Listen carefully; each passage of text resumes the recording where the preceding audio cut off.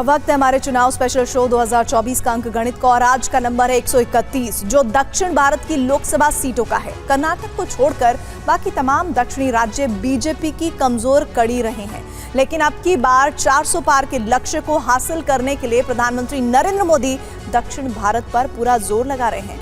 आज से लगातार 5 दिन वो दक्षिणी राज्यों के दौरे पर हैं।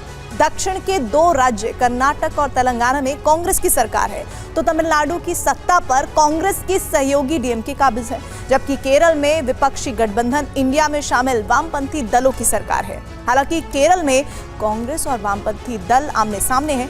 ऐसे में सवाल यह है कि क्या इस बार दक्षिण का जनादेश बीते 17 लोकसभा चुनावों से उलट होगा या फिर पुराना ट्रेंड ही कायम रहेगा।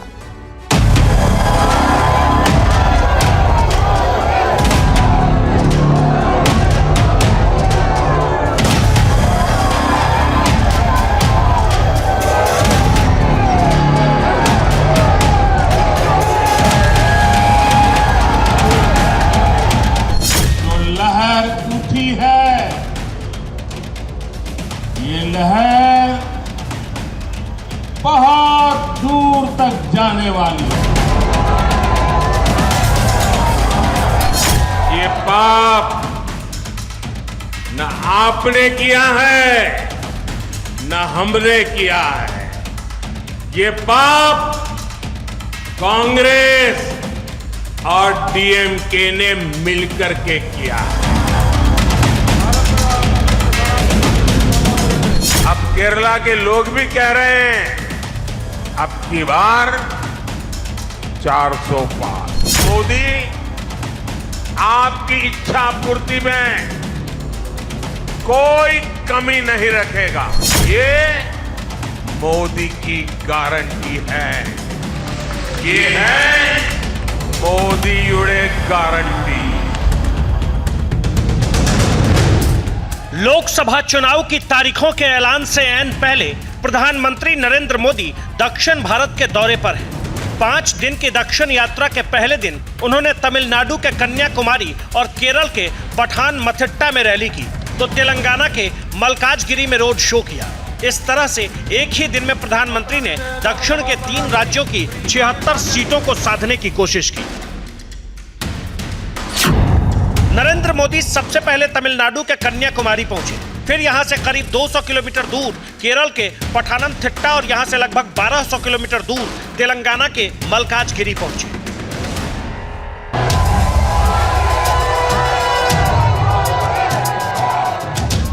मल्काजगिरी में शाम के वक्त प्रधानमंत्री ने रोड शो किया तो उन्हें देखने के लिए जबरदस्त भीड़ उमड़ी।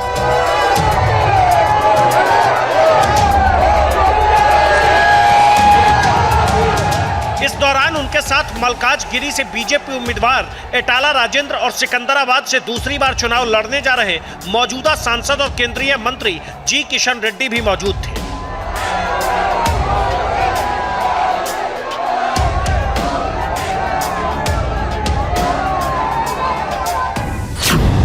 मल्काजगिरी लोकसभा सीट पर बीजेपी 2019 के चुनाव में तीसरे नंबर पर थी। उसे करीब 19.5% वोट मिले, तो दूसरे नंबर पर वीआरएस थी जिसे 38% वोट मिले। पहले नंबर पर कांग्रेस थी जिसे 39% वोट मिले। मल्काजगिरी तेलंगाना की वो लोकसभा सीट है जहां पिछली बार कांग्रेस उम्मीदवार और राज्य के मौजूदा मुख्यमंत्री रेवंत रेड्डी ने जीत दर्ज की थी।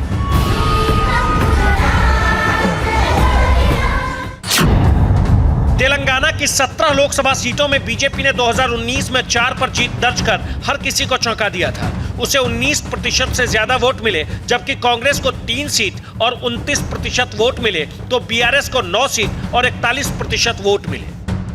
बीजेपी को तेलंगाना में पिछली बार के मुकाबले अब की बार बेहतर प्रदर्शन की उम्मीद है। राज्य की 17 लोकसभा सीटों में से 15 पर उम्मीदवार भी घोषित कर चुकी है। विधानसभा चुनाव में भले ही बीजेपी की चमक फीकी रही, लेकिन लोकसभा चुनाव में उसे हवा का रुख बदलने की उम्मीद है, जो बीआरएस के 2 मौजूदा सांसदों के बीजेपी में शामिल होने से और परवान चढ़ती दिख रही है। तेलंगाना के बाद अब जरा तमिलनाडु के कन्याकुमारी चलिए, जहां 2014 में कमल खिला था लेकिन 2019 में मुरझा गया।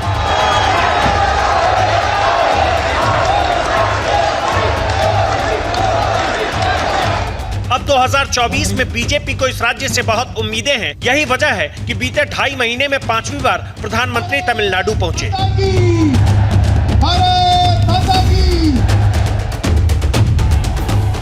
वो 2024 में सबसे पहले 2 जनवरी को यहाँ पहुंचे, फिर 20 और 21 जनवरी को तमिलनाडु के कई मशहूर मंदिरों में पूजा पाठ किया।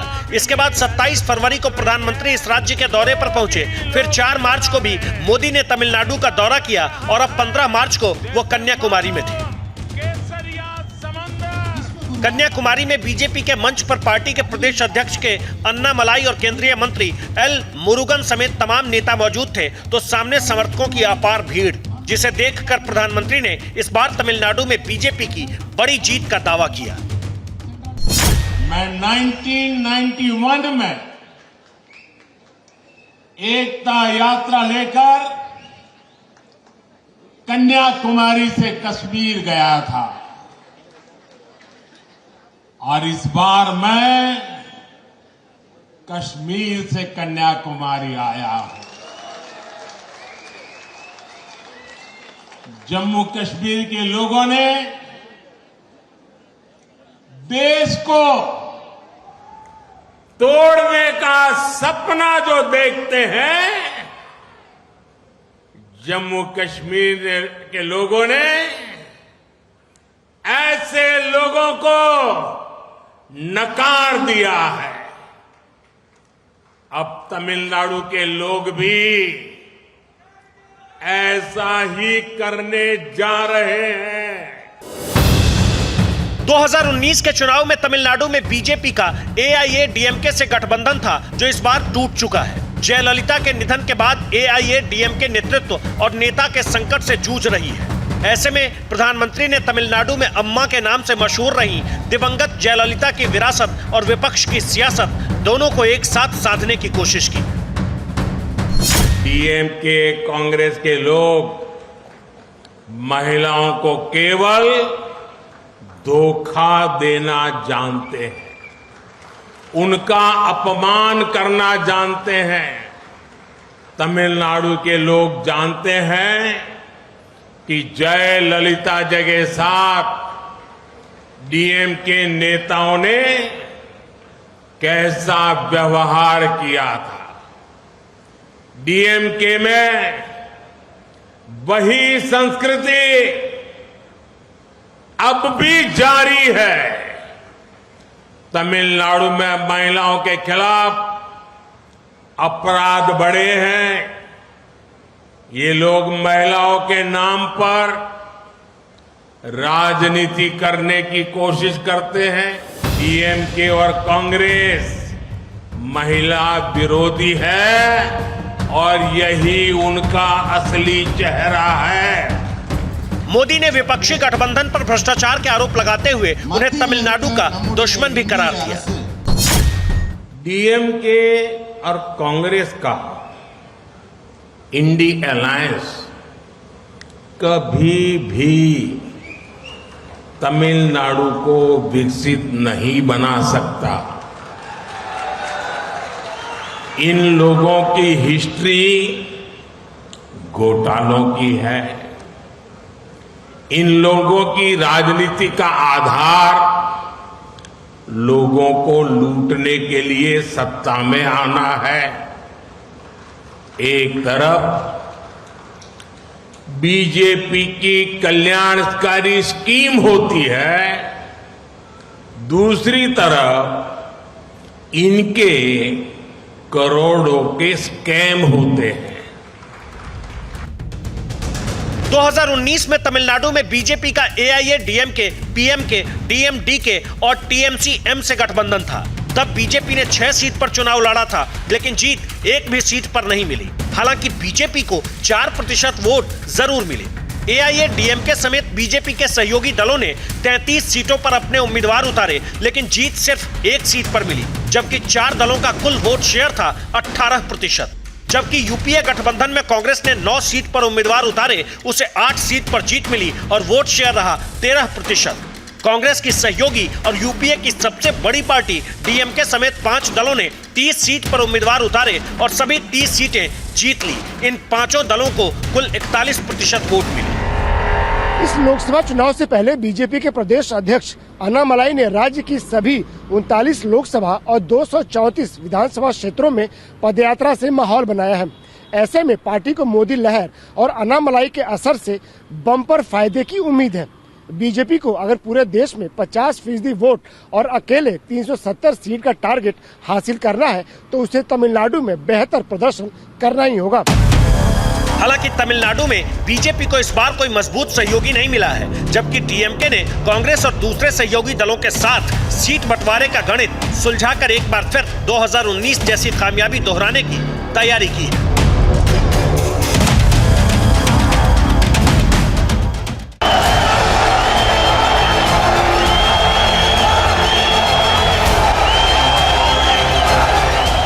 प्रधानमंत्री ने केरल के पठानमथिट्टा में भी चुनावी रैली की।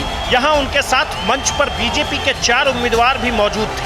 पठानमथिट्टा से अनिल एंटनी, अटिंगल से केंद्रीय मंत्री वी मुरलीधरन, अलाप्पुझा से शोभा सुरेंद्रन और मावेली ककारा से बैजू कलासाला समेत हाल ही में बीजेपी में शामिल हुई कांग्रेस के दिवंगत नेता के करुणाकरण की बेटी पद्मजा वेणुगोपाल समेत कई नेता मौजूद थे।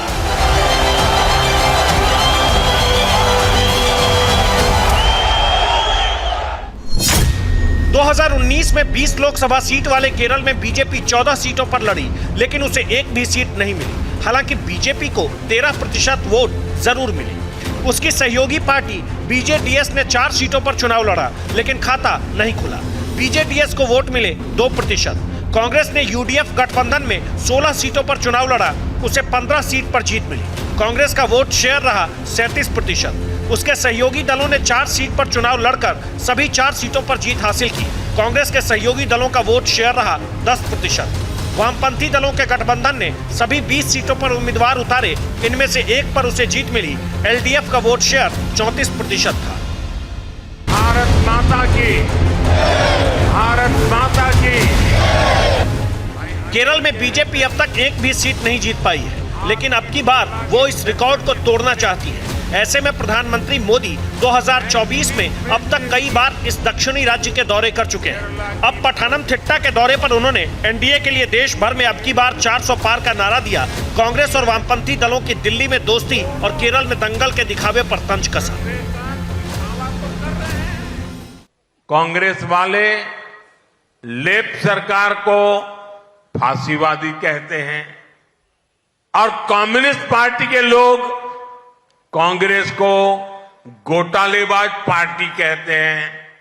और फिर दिल्ली में ये लोग आपस में मिलकर गठबंधन कर लेते हैं। कांग्रेस और लेफ्ट इन दोनों ने ही केरला को खूब ठगा है।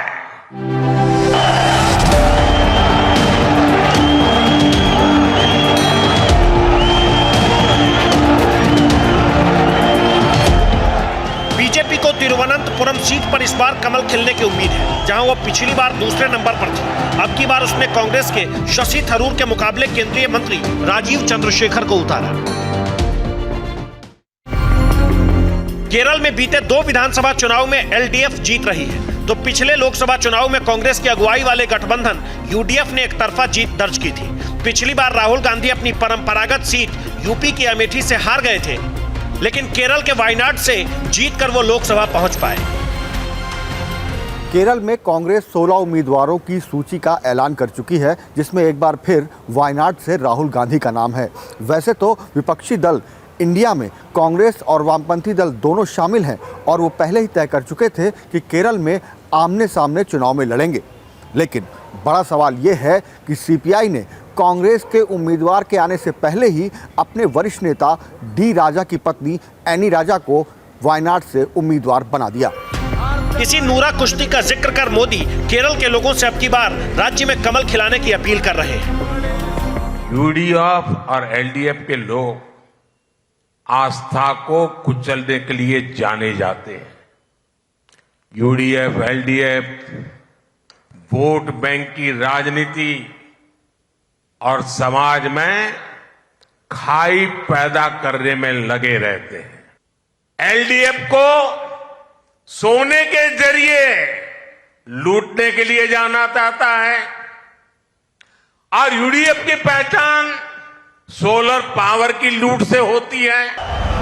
दक्षिण भारत में अगले 4 दिन प्रधानमंत्री कहां-कहां जाने वाले हैं, इसका अंकगणित भी आपको दिखाएंगे। अभी आप सुनिए कि मोदी के इस दक्षिण मंथन से कितनी सीटों पर कमल खिलेगा।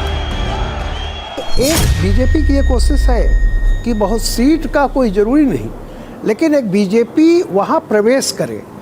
ये तो नॉकिंग ऑफ द डोर है कि बीजेपी को उत्तर की पार्टी न माना जाए, बीजेपी को एक राष्ट्रीय पार्टी के रूप में उसे साउथ में भी बेसिकली वो है कि जगह मिले। नुमाइंदे तय नहीं हो पाए हैं, प्रत्याशी तय नहीं हो पाए हैं और पूरी तरह से अलायंसेस भी फॉर्म्ड अप नहीं है कितनी सीटों में लड़ेंगे, लेकिन रास्ता कठिन है दक्षिण में भारतीय जनता पार्टी को, इसलिए कि कर्नाटक को छोड़कर उनके पास पर्याप्त जमीन नहीं है।